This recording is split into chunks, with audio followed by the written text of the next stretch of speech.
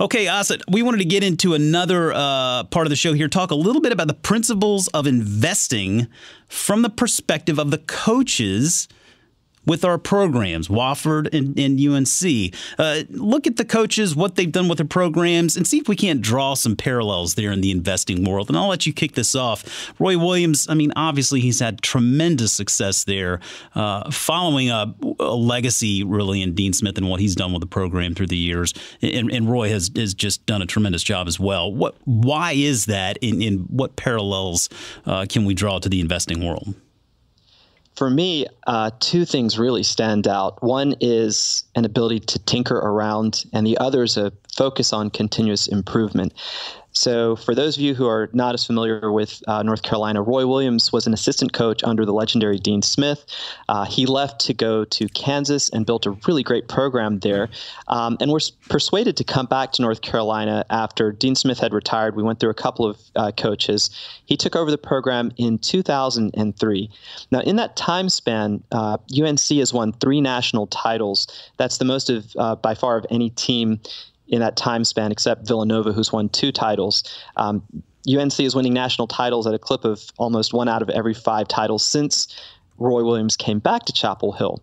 But if you're a fan, you would realize, if you're close into this, that the win-loss records every year don't really reflect all of this achievement. They're not as great as you might expect. And that's because there's a clearly identifiable phenomenon. At the beginning of the season, Roy Williams loves to tinker with his team lineups. He'll try out a bunch of different configurations, and it leads to so much consternations among the fan base because we have more losses at the beginning of the season than we think we should with the talent and the system that he employs. So Roy Williams is not afraid to experiment, and he's not afraid to lose.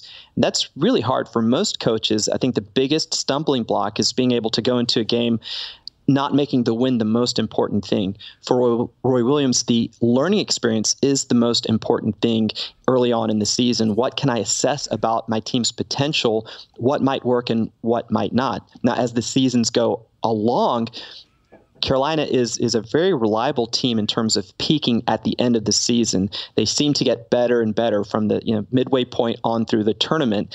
And I think that's partially because of this ability to take a loss and figure out what works and what doesn't. The study, the retrospective look at configurations, but also the principle of continuous improvement. Now, I know we've got some engineers, some business consultants, some people who've been through MBA programs who listen to this program, and you are familiar with the Japanese concept of Kaizen, continuous improvement. And it's a term that gets bandied about a lot, and many teams in basketball talk about this. We're going to improve every game. But I don't know that they all apply it so seriously as this coach does. When the players attend their practices at the Smith Center, that's the team's big both game venue and practice venue, they run through these giant curtains every practice. And it's sort of a metaphor that once a player runs through the curtains in the tunnels of the Smith Center that lead to the practice court, they can't run back through without having improved that day on the practice floor. If they have, there's something wrong. So the whole team has this mentality that not just from game to game, but from moment to moment on the practice floor, you should be improving. And I think that's a really great principle. Now, how I'd apply that, both of these principles to investing is, hey, don't be afraid to lose early and often. Yes, your money is at stake when you invest, but you got to learn. You can paper trade is one way. I play Motley full caps. I've learned a lot about investing just by playing that game. There's not much stakes except that someone like Jason might look at my score and see last year it was at 33 was my cap score, but today I think it's somewhere in the high 70s. So you can improve if you're willing to take risks and learn from that.